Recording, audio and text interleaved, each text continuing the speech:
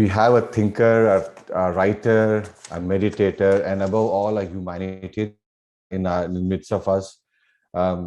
His, he is the one who wants to start and aspires to create a new matriarchal earth in combination with gods and goddesses. And he has written his first book, which was taken as the Bible for PSSM in 2019. It is the 1,000 Seeds of Joy. He started a breath process called Devi Krupa through goddess Parvati that energizes chakras and harmonizes the chakra system. And he's currently working on yet another book. And I'm just eager whenever it comes in to read through it because of beautiful the first book was. Let me please welcome Dr. Sanjay Navalka. But again, among us, he's with love, with respect. We know him as Ananda Karunesh. Please, everybody, with a lot of applause, please welcome him. And I'll hand it over to you, Dr. Ananda. Thank you. Thank you. Thank you. Your name is Ram Ram. Yamitala. I think we lost you.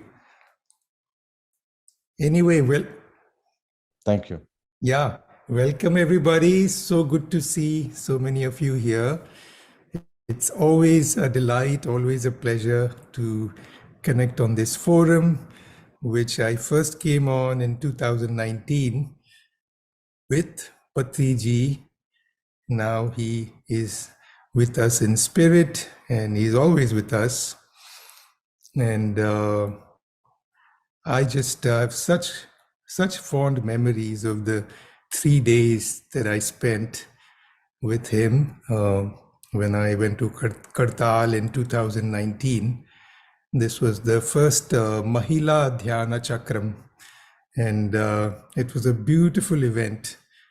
I was told until that year, we used to have Shiva and Buddha. They were the two meditators. They are the two meditators. And one is Hinduism, one is Buddhism. And that's where meditation really flowered. And then that year when I went there and he invited me to speak to the audience, I was so delighted to see there is Lakshmi ji, Parvati ji, Saraswati ji. There were three images and it was named Mahila Dhyana Chakram. And that kind of represented that year, the transition been happening since even 2012. But it's just accelerating in the pace, and the pace increased, and it is just coming everywhere. So that moment was very significant moment, and I gave that first lecture about the divine feminine to the PSSM audience, and that's still one of my favorite lectures. It was so inspired with his energy.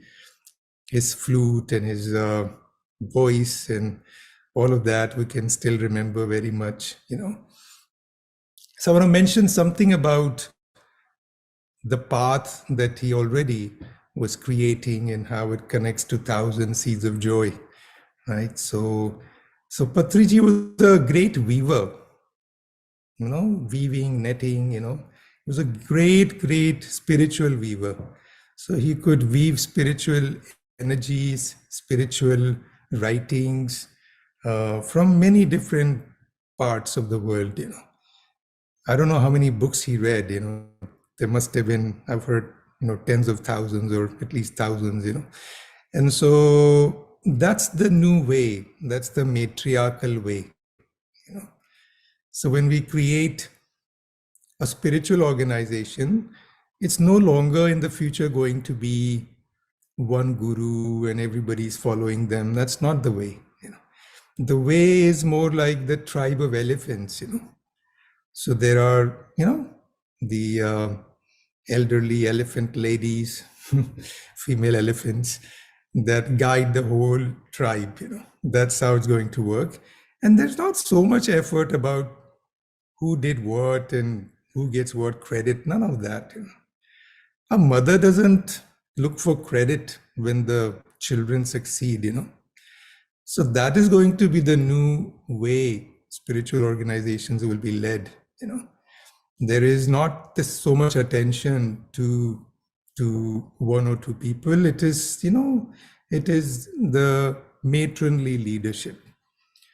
So from Shiva and Buddha to Lakshmi ji, Saraswati ji, Parvati ji, that's kind of the transition.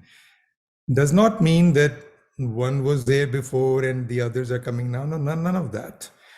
But in meditations, Shiva and Buddha themselves are showing that they are standing behind now.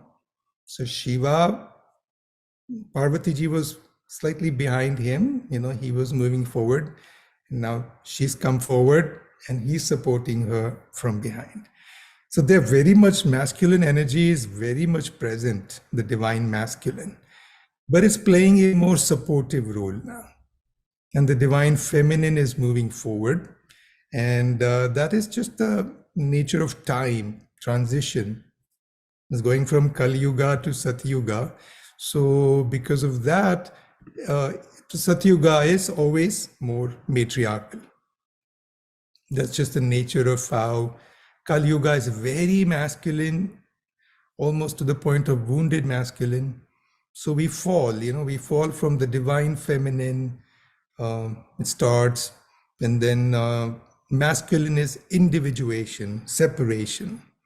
Feminine is unification. Those are the two streams that happen in the universe. Either you are joining or you are separating. So all creation is separating, right? Even the universe, when it was created from the higher self. So it was a separation, even though we think, oh my God, creation, right? But what is creation? Creation was separation, right? Separation from that higher self, bliss, whatever. So why is then separation needed? Why is it needed? Well, it's a spiritual law. Without separation, you cannot have union. Without hot, you cannot have cold. So how would you know oneness if there was nothing such as no oneness? If there was no division, there's no way to know oneness, right? So because of that, that's the spiritual cycle, We create what we're not so that we can know what we are. So this falling from, Satya Yuga to Treta Yuga to Dwapar Yuga to Kali Yuga is basically knowing what you are not. In stages we fall. And now we've fallen the most. That is why you see so many issues in the world. We've fallen the most. And that falling is also guided.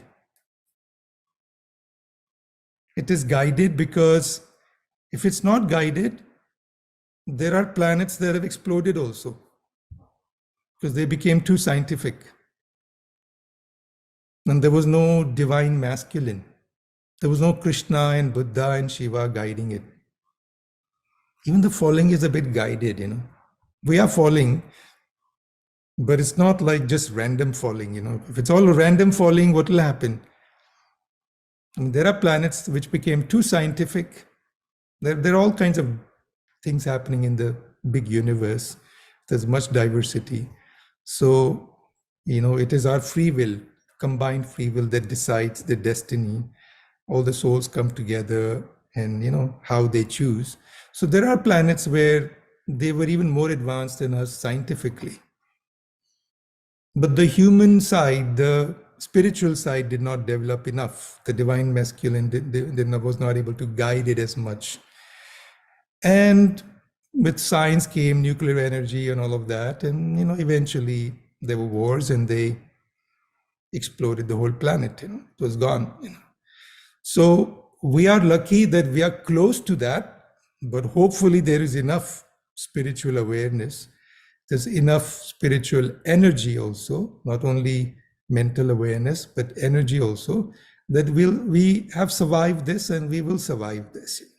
That the falling has been nice, that, we've experienced what we are not. And now we are coming into Satya Yuga, which is going to be where we will find out who we are. And that's always the role of the mother, to birth. So we're birthing into Satya Yuga, so we need the matriarchy.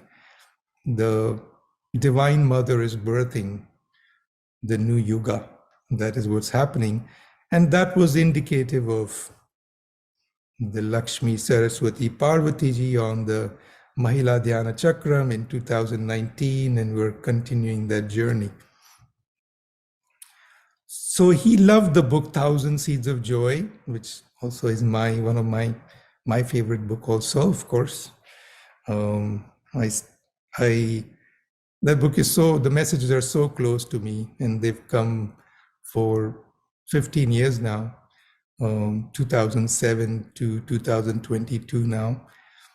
So not most, but a good part of the messages are in this first book, and then began channeling with Parvatiji even before this book had come out, and that's slowed down a little bit because of Devi Circle. We're running this organization for this coming of matriarchy and spreading the knowledge, but that will be coming soon. So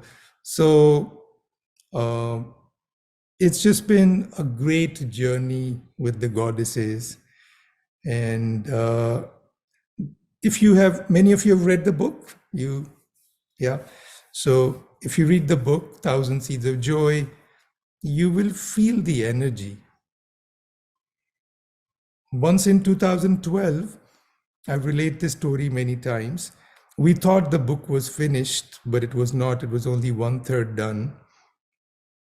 So I thought maybe we should look for publication and try to get it out. So Lakshmi ji channeled a message, and she said, you are getting in the words. You feel the energy, but I want you to feel the energy more, because that will be able to draw my energy more into the book.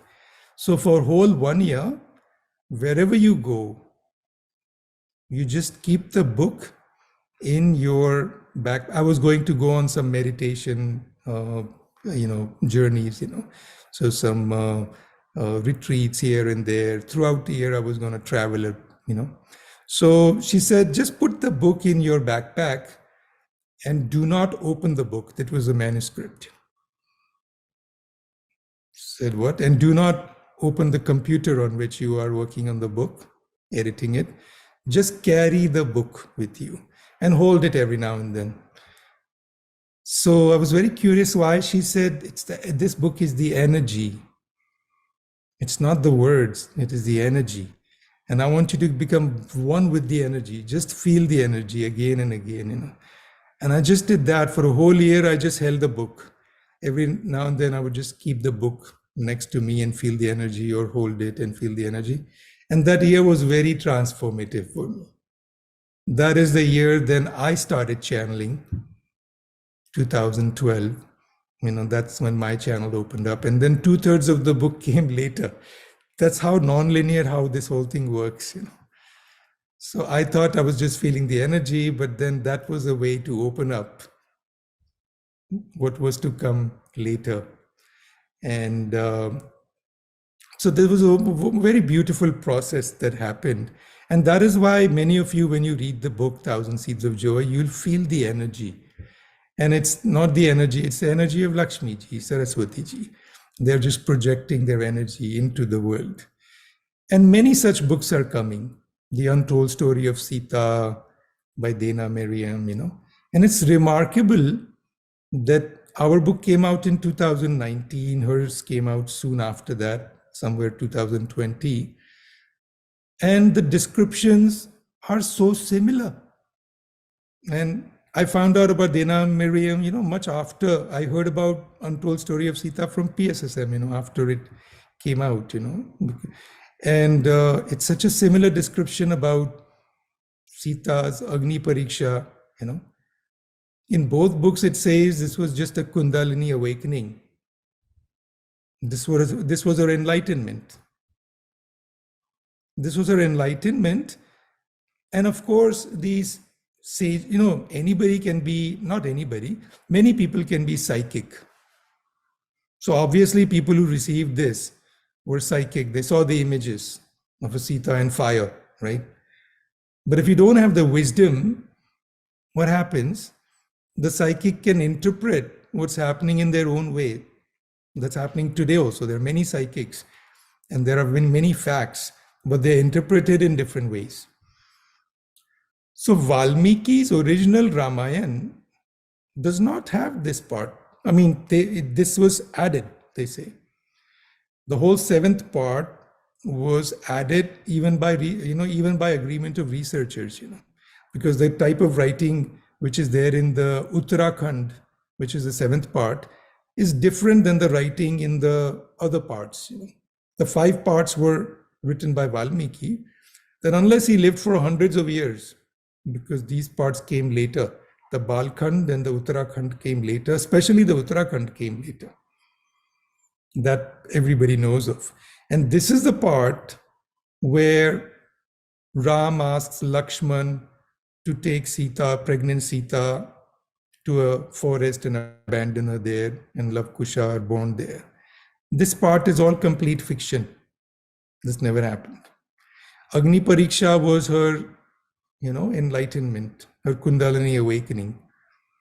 And that was misinterpreted. So, we get attached to our own scriptures, our own religion, and we start saying the other religions have all these manipulations. But even in our own Hinduism, there is this issue where scriptures have been written by patriarchal men. So when the book was coming out, I had a little concern, we have, people who will be attached to their version of scripture, and when something new comes out, they'll be like, what is this? Who are you to say all these things? But my heart really, really opened up when I got such a response for the book. And my appreciation for our country, India, has gone up so much, because something like this, when it happens in other countries, you challenge their scriptures, it becomes a major issue, right? But even today, even on Amazon, 1,000 Seeds of Joy, if you look at the reviews, there's not even one review that challenges this, It just shows the openness of a living religion.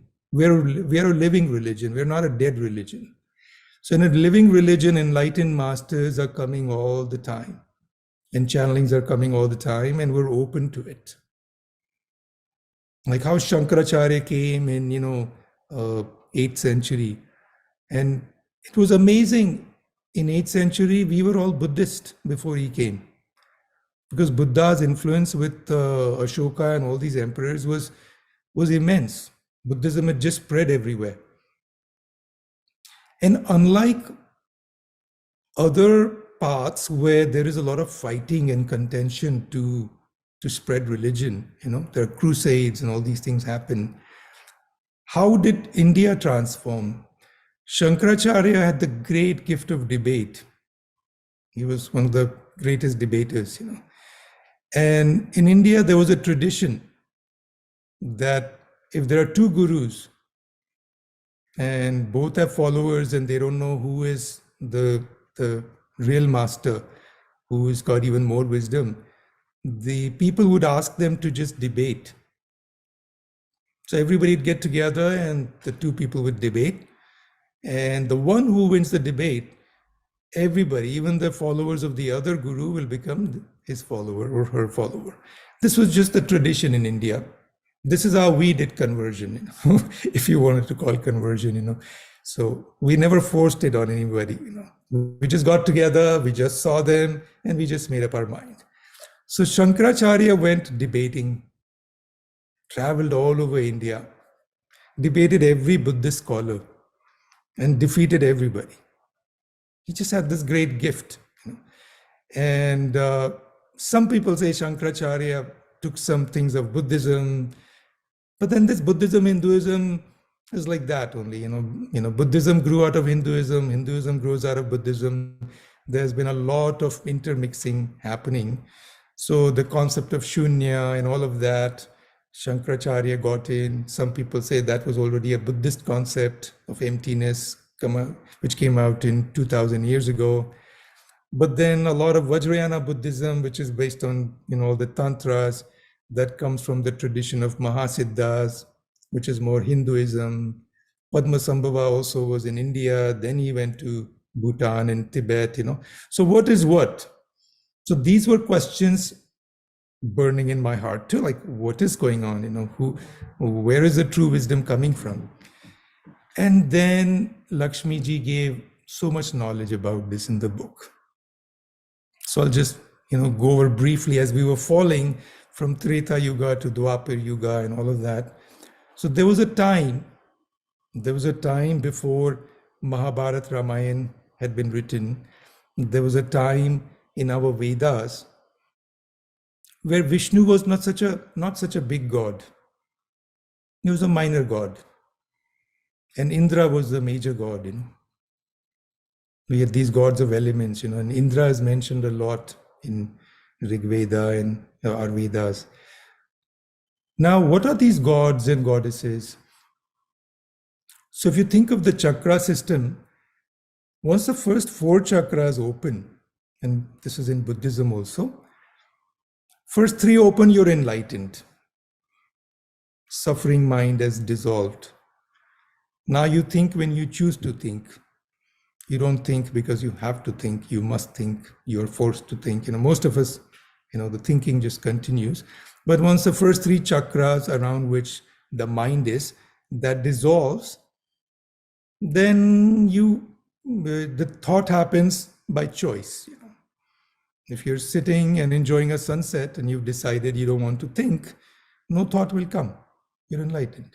You'll just feel the bliss. And then the heart chakra opens. Once the heart chakra opens, you're enlightened to a stage that if you go into the higher realms, now it's your choice. You don't have to come back. And with heart chakra open, you basically are in a state where you can get enlightened in the heavens.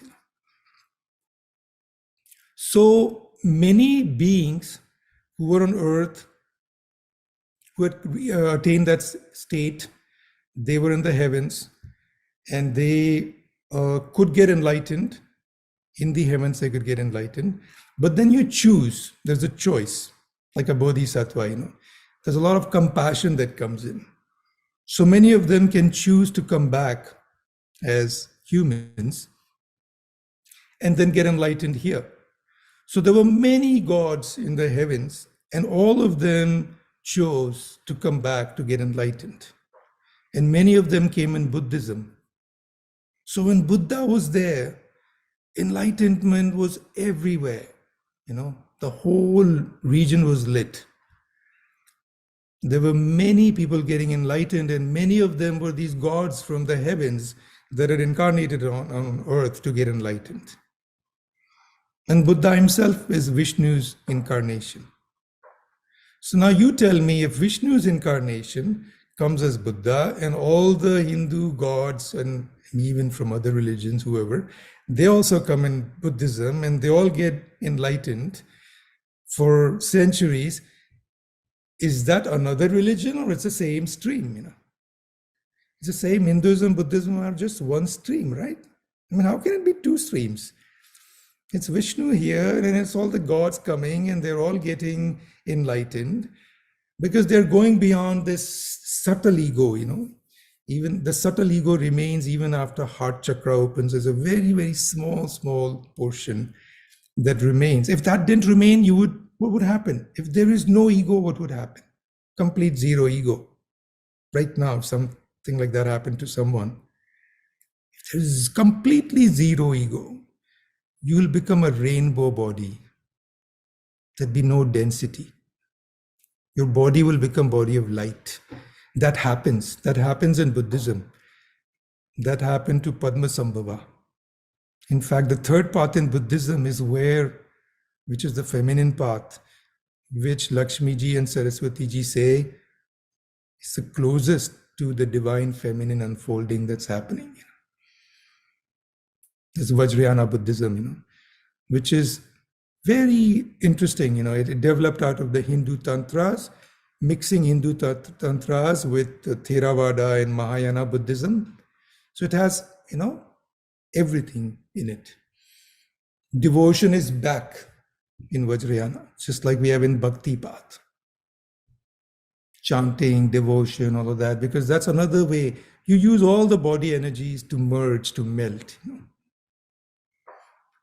So if you were to get completely enlightened, zero ego, you would become a rainbow body. Now that is a very high realization. That's happened to just a handful of humans in the history of humanity. That's not happened even to many beings who are enlightened. They're not walking around as rainbow body. Rainbow body would mean that you can disappear from one location and appear in another location. You would have that gift.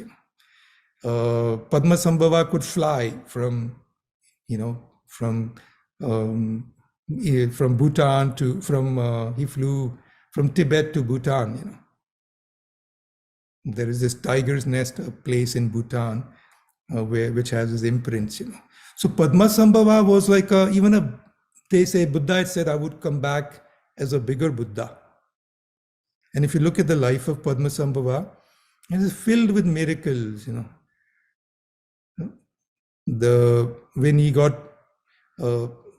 he was in India and got enlightened, there was a Princess Mandarva.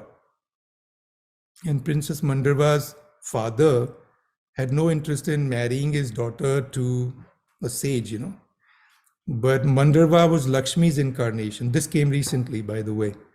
We always knew Yeshe was Saraswati ji's incarnation, but Mandarva was Lakshmi ji's incarnation. And Lakshmi ji and Saraswati ji were both around Padmasambhava, who's Vishnu's incarnation. So they're playing out this again and again in these incarnations. So Mandarva's father did not like this idea. So he had them arrested and they were put on the stake and they both were going to be burnt. They lit the pyre and something immense happened. That whole pyre, instead of burning, became a lake. And they're sitting in this lotus flower, both of them. So when the king saw that, he basically agreed, okay, you guys should be together. He surrendered, bowed, and then let them get married, right? Then they went to some caves in these Chimpu caves, I believe, where they did some of their meditations and tantras, and they both got very high realizations and they were enlightened. So they were very, it was a very grand path. Padmasambhava came already with a soul which was so high vibration that he did not even take a human birth. He was found like Radha, he was just found in a lotus flower. Can that happen? Like we know about the conception of Mother Mary, where you don't need a man to conceive, that can happen. In fact, that happened with Kunti also. How was Karna the sun god, because she had this gift. And I asked this to Lakshmi ji, and she said this can happen in this way, that you go in this intense bliss, the mother who's going to give birth. And in that bliss, you can conceive, you don't need a man. That can happen. That happened with Mother Mary, it happened with Kunti, and that is one way, right? But you still need a mother's womb to give birth. Now, another level, even beyond this, is how Radha is born, or how Padmasambhava is born, just like manifest, boom, manifested himself on a lotus flower, and he was just found like that. That can also happen. So this joy has no end, when the bliss increases, all kinds of possibilities are there. We've just begun exploring these possibilities because we were falling.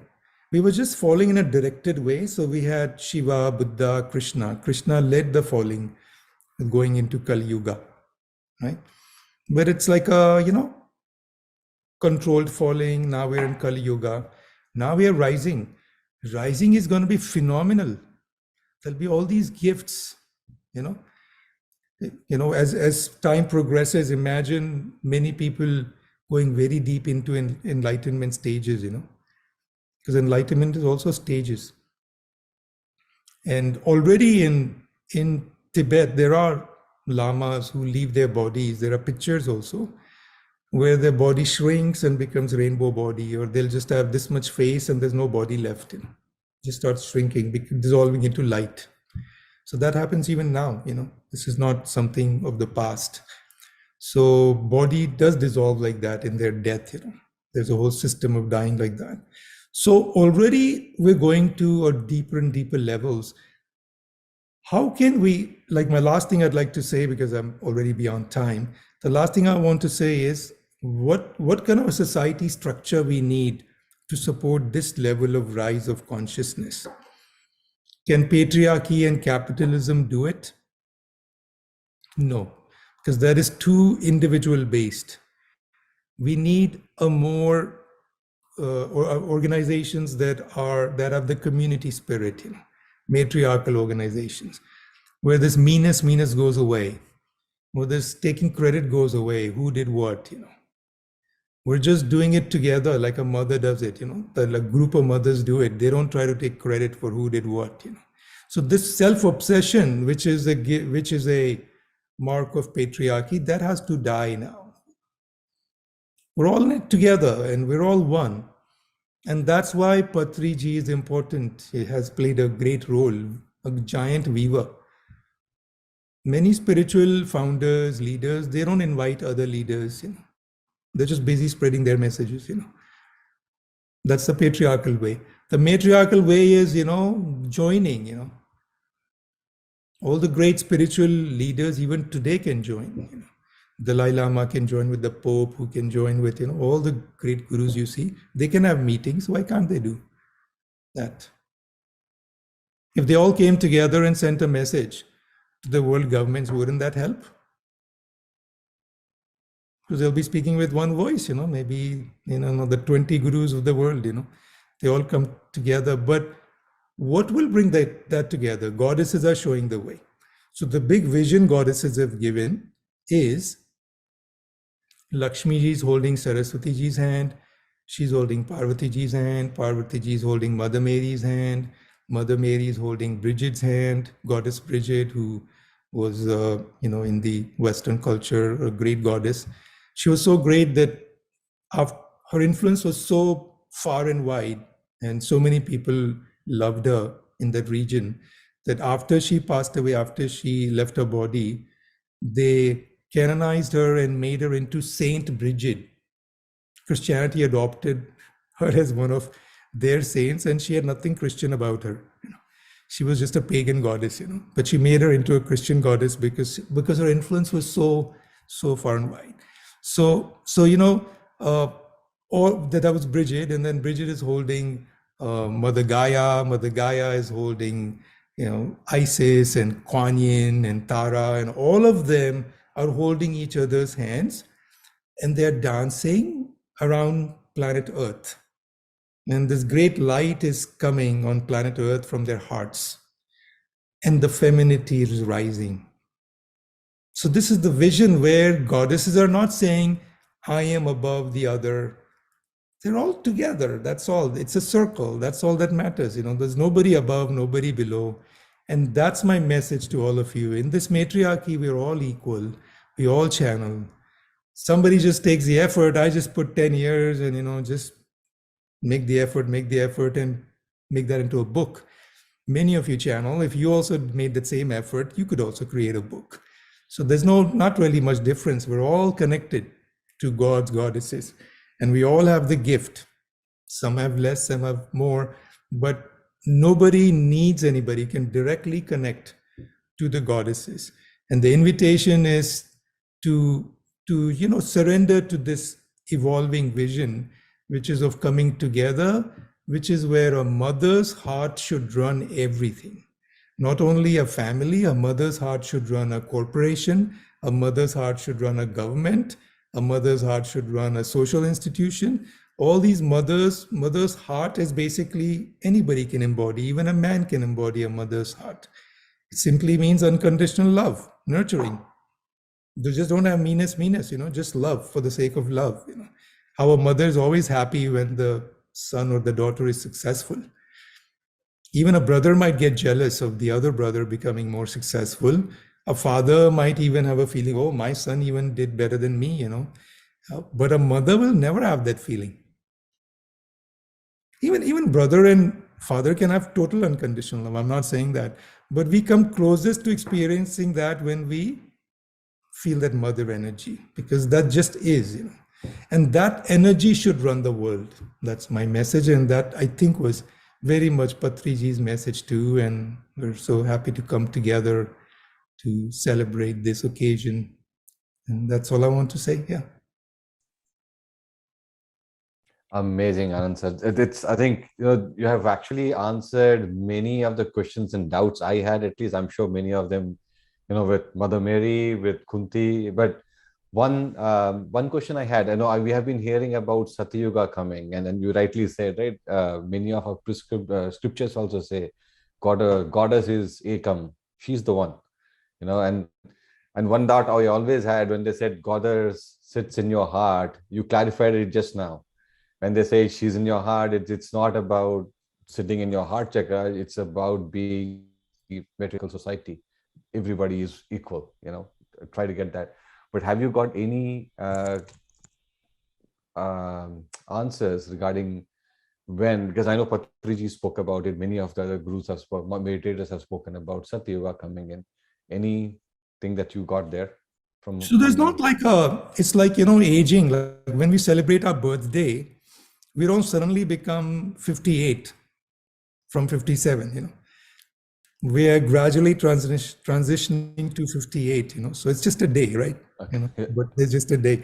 So Satya Yuga, there's no particular, there are certain times when different planets will come together, and there are certain events that happen in 2012, and then, recently 2021, there are certain events happen, but it's just a gradual unfolding.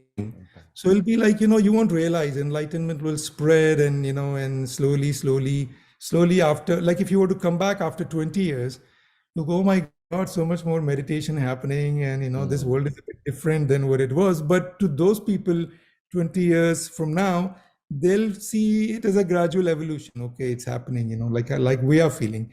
Like I think can you tell that from 1970 to 2022, there's a difference? You can't, because you were not born. Yeah. But were you born then? I was think born so. then. Yeah, I was. Then okay. So you are younger than I, or you're older than I thought.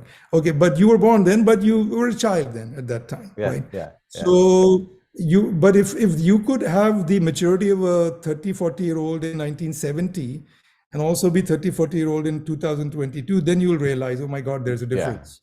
Yeah.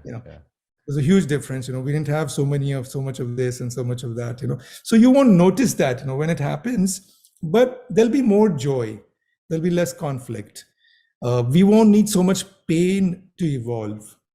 Why do we need pain to evolve? Because of ego. If everybody's ego dissolves more and more, we don't have to have these wars. We don't have to have so much of contrast created, because there's no limit to that. We can choose to have more contrast also. Deeper the mud, bigger the lotus. It's not a bad thing. Even if we had more contrast, then enlightenment would be even bigger. Absolutely. That's always how it works, law of opposites, right? But how much pain do you want to go through? It's a choice you want to make. Like, okay, there already has been enough, right? So now it's time to evolve. We don't want to just go deeper into this. But it's tricky, some of the things happening right now in the world, where America is going, where events are happening in the world, So we're just hoping, just through energetics, all we can do is give energy. So more meditation, more energy. Anybody who you think is negative, immediately see light in them, whether it's Donald Trump or Putin or anybody, just they need more light, Just send more light in their direction, prayers, light, so that the decisions they make are better for the world. Better for the Don't hate political leaders, send them light. Even if Indian political leaders, you don't like somebody, send them light. They need your light. That's the biggest wisdom of goddesses. We can light each other up. How do you do that? By seeing the divine in the other, whatever they might be. You want to evolve them, see the light in them. Whether you hate them or whatever, that doesn't matter. Every being has that divine soul. So just light it by seeing that light in them, by seeing them. So if we all do that, then Satya Yuga will come faster. Absolutely. And that excites us too, because I know Patriji talked about Dallas, where we are hosting today, as being the world headquarters. And I'm hoping, before Satya Yuga comes, we become one of the torchbearers to make that happen in US as well. Yeah. I think it's already started. Yeah. In 2012, I think, the transition. Awesome. It's already started. I mean, Osho would say even this, that in 1990, he would say this, that certain things, meditation already had happened enough that we avoided some bigger calamities. Because in Nostradamus, there are these sayings that, we might have, by now, all kinds of wars would have happened, where much of the world would have collapsed, but it has not, because through meditation, we've done better, actually. So we should be, as humanity, we should be, give ourselves some credit that we've avoided bigger disasters. I mean, I'm not saying everything, there are a lot of problems, but there's enough meditation also happening. Absolutely.